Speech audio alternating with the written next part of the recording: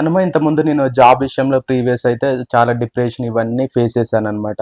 So, నాకిప్పుడొచ్చే కాల్స్‌లో ఏంటంటే, ఈ jobs ఇవన్నిటి నుంచి కొన్ని కాల్స్ వస్తున్నాయి మేడం. అంటే వీటిని ఎలా అవుట్‌కమ్ చేయాలి? ఈ జాబ్స్‌ను అంటే జాబ్స్ ఎలా తెచ్చుకోవాలని కాల్స్ వస్తున్నాయన్నమాట. అంటే వీళ్ళకి రిట్రీట్‌కి వస్తే అంటే ఏమన్నా ప్రయోజనం ఉంటుందా? వీరికేమన్నా చెప్పొచ్చా? వారికి జాబు అంటే జాబ్ గురించి దేనికి క్వశ్చన్? జాబ్ కావాలి, రావాలి ప్రయత్నిస్తున్నారు, ఇంటర్వ్యూస్ ఇంటర్వ్యూని ఎలా ఇంటర్వ్యూ ఎలా చేయాలి. ఫేస్ ఫేస్ చేయాలి? చేయాలి. ఓకే. ఇప్పుడున్న యూత్ ఏంటి అంటే ఇప్పుడు వాళ్ళది స్టడీ అయిపోయినమ్మటే ఏదో ఒకటి జాబ్ చేయాలి. అవును. అట్లా దాని నుంచి ఏమవుతున్నారంటే ట్రై చేస్తున్నారు. ఒక 2 మంత్స్, 3 మంత్సే ట్రై చేస్తున్నారు. సో, తర్వాత జాబ్ రావట్లేదని కొంచెం బాగా డిప్రెషన్ అవ్వడం. అంటే వాళ్ళు ఫైనాన్షియల్‌గా అన్నీ సెట్ అయినా కూడా పిల్లల విషయం వచ్చే వరకు ఇట్లా ఫీల్ అవుతున్నారనమాట. సో, వాళ్ళకెట్లా చెప్పాలి? పిల్లలకు లేదని ఫీల్ అవుతున్నారా? పిల్లలకే పేరెంట్స్ ఫీల్ అవుతున్నారు. పేరెంట్స్ కాదు, పిల్లలే ఫీల్ అవుతున్నారు. పిల్లలే ఫీల్ అవుతున్నారు. ఈవెన్ వాళ్ళు ఫైనాన్షియల్ గా ఓకే ఉన్నా ఓకే కూడా ఉన్నా కూడా పిల్లలు అంటే మాత్రం parents కి, జాబ్ లేదు అని అట్లా ఫీల్ అయిపోతున్నారు అన్నమాట. న్యాచురల్లీ కదా. ఎందుకంటే మన కాళ్ళ మీద మనం నించోవాలి అన్నది ఒక సొసైటీలో ఒక ప్రెషర్ కూడా ఉంటది కదా. నువ్వేమై చదువు అయిపోయింది, ఏం చేస్తున్నావు అనే క్వశ్చన్ ప్రతి ఒక్కరు అడుగుతారు చూడండి, ఫేస్ పట్టుకొని. అది మన ఇండియన్ దాంట్లో ఇప్పుడు నేను అమెరికాకి ఇండియాకి ఏం చూసానంటే డిఫరెన్స్ అంటే ఇక్కడ ఈ పాయింట్ ఇంపార్టెంట్. అక్కడ ఎవరి లైఫ్లోకి ఎవరు తొంగి చూడు. నువ్వు జాబ్ చేస్తున్నావా చేయట్లేదా, చదువు మధ్యలో ఆపేసాడు, ఎవరికి అవసరం లేదు. మీరు నువ్వు ఏ కారు డ్రైవ్ చేస్తున్నావు కూడా ఎవరు పట్టించుకోరు. అయితే మనమే సొంతంగా నేను బెంజ్ నడుపుతున్నా మనం ఫీల్ కావాలి. కానీ ఇప్పుడు ఏంటి ఇండియాలో పక్కోడు చూస్తుండు అని గర్వంగా ఫీల్ అవుతాం. అక్కడ పక్కోడు చూడడం లేదు. సో చదువు కూడా నువ్వు సొంతంగా ఎంత చదువుకోవాలని నీకు అనిపిస్తేనే నువ్వు చదువుకోవడం. పక్కోడు ఎవరు పుష్ చేయరు. దాంతో ఏమవుతుందంటే వాళ్ళు ఇంటర్మీడియట్ వరకే చదివి ఆపేస్తారు. ఏమంటారంటే నాకు డబ్బులు లేవు ఇంకా ఫర్దర్ చదవడానికి, అందుకని వేరే చిన్న జాబులు చేస్తున్నా అంటారు. ఎప్పుడైతే వాళ్ళు చిన్న జాబులలోకి వెళ్తారో ఆ డబ్బుకి అలవాటు పడిపోతారు. వాటెవర్ $2,000 $3,000. ఇప్పుడు కొన్ని రెస్టారెంట్లలో పనిచేస్తే టిప్స్ వస్తాయి కదా, చాలా మనీ వస్తాయి అక్కడ. $300 పర్ డే వస్తాయి. అంటే ఒక మంచి జాబ్ చేసినంతగా ఈ 12వ క్లాస్కి ఏం వస్తాయి బయట జాబ్, వేరే జనరల్ జాబులు ఎంత చేసినా ఏం రాదు. అదే వెయిటర్గా పనిచేస్తే ఇట్లాంటి జాబ్లకు చాలా హై వస్తాయి మనీ. అందులో ఫిక్సేటెడ్ అయిపోతారు. ఈ లిక్కర్ కలిపి ఇయ్యడాలు ఇట్లాంటి వాటిలో ఫిక్స్ అయిపోతారు. ఎందుకంటే మనీ చూస్తున్నారు కాబట్టి. సోషల్ ప్రెషర్ లేదు. మన ఇండియాలో అంటే అది మంచో చెడో నాకు తెలియదు కానీ సోషల్ ప్రెషర్తో చదువుతారు, ఇంకా ఫర్దర్ చదువుతారు. సోషల్ ప్రెషర్తో జాబ్ చూసుకోవడానికి వాళ్ళు పుష్ చేసుకొని వెళ్ళి చూసుకుంటారు మోస్ట్ ఆఫ్ ద పీపుల్. కొంతమంది ఆ సొసైటీ ప్రెషర్ వల్ల ఊరికి అడగడం వల్ల డిప్రెషన్ కూడా వెళ్తారు. సో ఒక 50% మంచి జరుగుతుంది, ఒక 50% చెడు జరుగుతుంది. అది నేను అమెరికాలో అబ్జర్వ్ చేశాక రియలైజ్ అయ్యాను నేను. అరే వీళ్ళకి అసలు ఏ మోటివేషన్ లేదు, ఎవరు గిచ్చట్లేదు, వీళ్ళని కొట్టట్లేదు, అంటే ఎవరు కూడా మాటలతో చేయట్లేదు. సో ఒక్కోసారి మనకు సోషల్ ఒక ప్రెషర్ ఉండడం కూడా మంచిదే మనకి. ఇప్పుడు ఒక హస్బెండ్ నువ్వు జాబ్ చేయొద్దు అన్నాడు అనుకోండి, నాకు ఇష్టం ఉంది జాబ్ అనుకోండి ఫర్ ఎగ్జాంపుల్, వాళ్ళు చేయొద్దు అంటే నేను ఇంకా ఎఫిషియెంట్తోని ఇంట్లో పనులన్నీ చేసి, ఎందుకంటే ఇంట్లో వంట చేయకపోతే ఇంకా వద్దంటారు కదా, ఇంట్లో పనులన్నీ చేసి ఆ ప్రెషర్తో అన్నీ పర్ఫెక్ట్గా చేసి ఆ వర్క్లో కూడా పర్ఫెక్ట్గా చేసి మళ్ళీ బ్యాక్ వచ్చి కూడా ఎక్కడ అలసట లేకుండా పర్ఫెక్ట్గా చేసి ప్రతిదీ అందిస్తారు. ఎందుకు? ఆ వద్దంటాడన్న ప్రెషర్తో కదా. సో ఎక్కడో ఒక దగ్గర ప్రెషర్ ఉండాలి అన్నది నాకు అర్థమైంది అనమాట లైఫ్ లీడ్ చేశాక. అంటే అందరినీ చూసి ఇప్పుడు అమెరికాలో అసలే ప్రెషర్ లేకపోవడం వల్ల అందరు 12th వరకే చదివి ఆపేస్తున్నారు. ఎందుకంటే ప్రెషర్ లేదు వాళ్ళకి. తల్లిదండ్రులు కూడా నువ్వు చదువుకోవాలని చెప్పట్లేదు. మన పిల్లలు ఎందుకు చదువుతున్నారంటే ఇక్కడ తల్లి తండ్రి ఇద్దరు హైలీ ఎడ్యుకేటెడ్. ఆటోమేటిక్గా తల్లి తండ్రిని చూసి ఆ కిడ్ ఇంకా చదవాలి అన్నది మోటివేట్ అవుతారు. సో మన వాళ్ళు చదువుతున్నారు.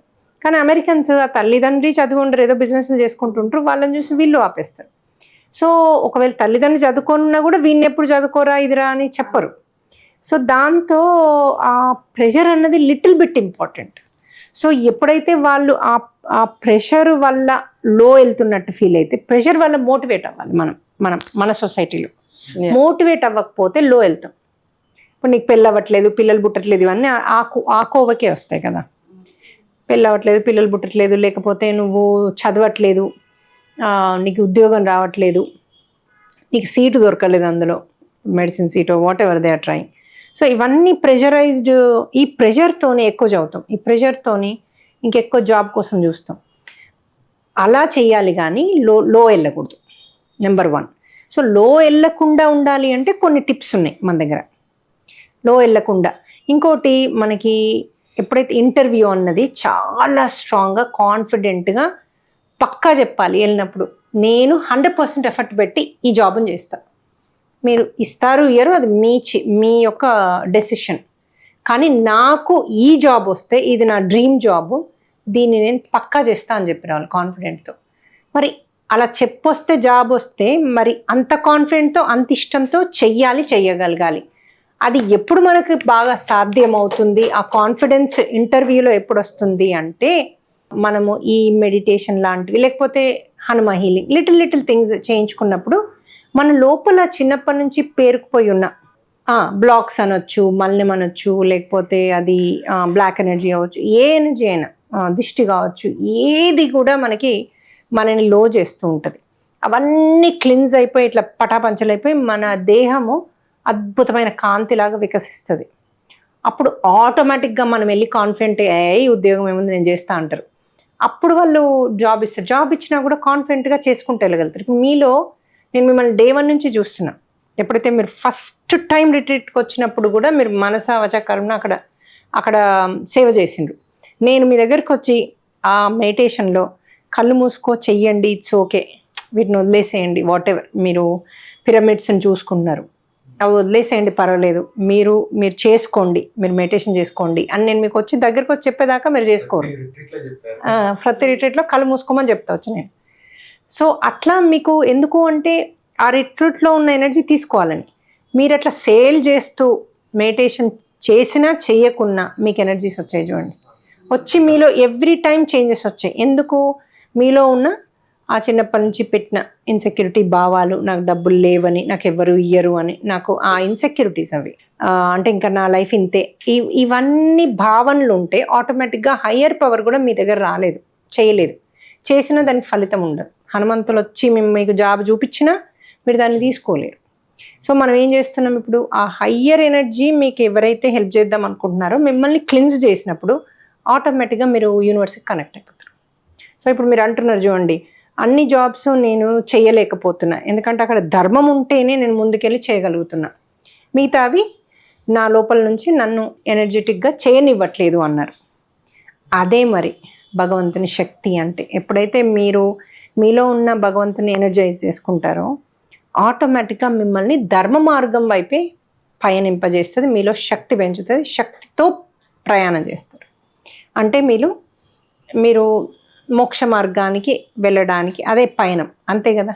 ధర్మము, సత్యము, అందరికీ హెల్ప్ చేయాలన్నది, ఈ 3 మనలో భావన ఉంటే మనం ఎవరు ఆపగలుగుతారు? మనం ఏ జాబ్ ఆపగలుగుతుంది?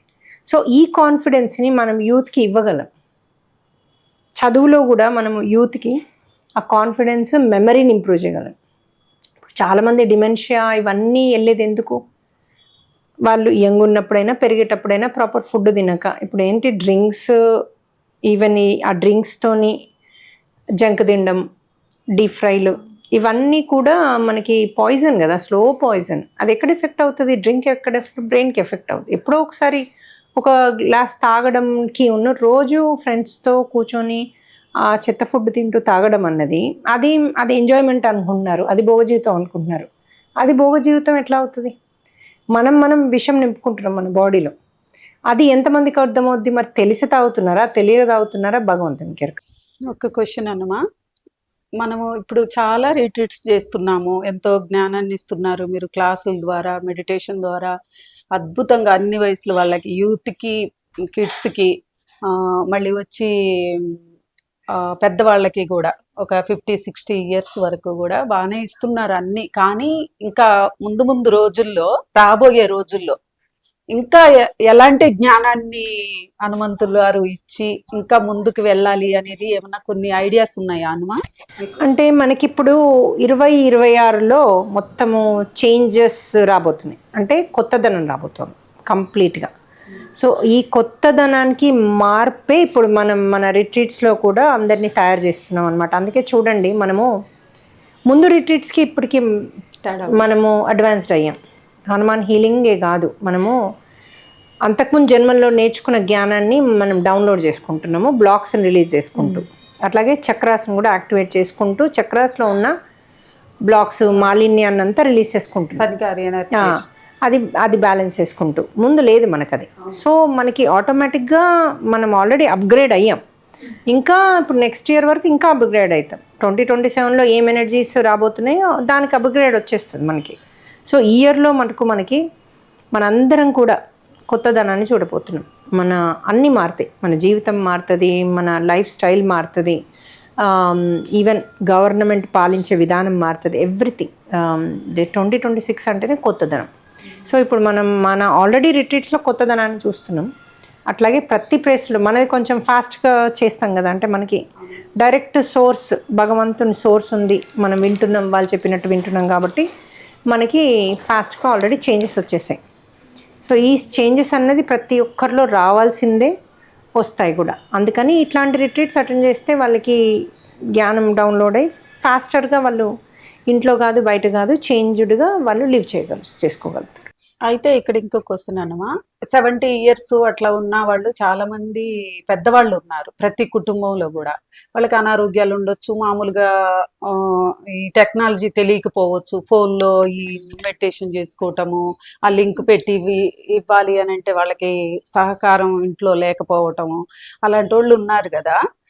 అంటే వృద్ధాశ్రమాలకి చేస్తున్నాం మనం ఆల్రెడీ, కాకపోతే ఇంట్లో ఉన్న పెద్దవాళ్ళకి ఎలా చేయొచ్చు అనేది ఏమన్నా కొంచెం ఐడియా ఉందా అనమా?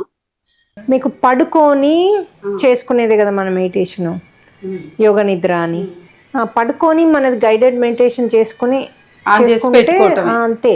అందరూ హార్ట్ బీట్ వినడం వల్ల వాళ్ళు, మనది ఒక మెడిటేషన్ హార్ట్ బీట్ మెడిటేషన్ ఉంది కదా, దానివల్ల వాళ్ళ శరీరాన్ని అంతా రుగ్మతలు రిలీజ్ చేసేసుకోవచ్చు. ఎప్పుడైనా ప్రేమతత్వంతో మనలో ఉన్న రోగాలు ఏమున్నా, పెయిన్ ఉన్నా, వాటర్ రిటెన్షన్ ఉన్నా రిలీజ్ చేసేసుకోవచ్చు.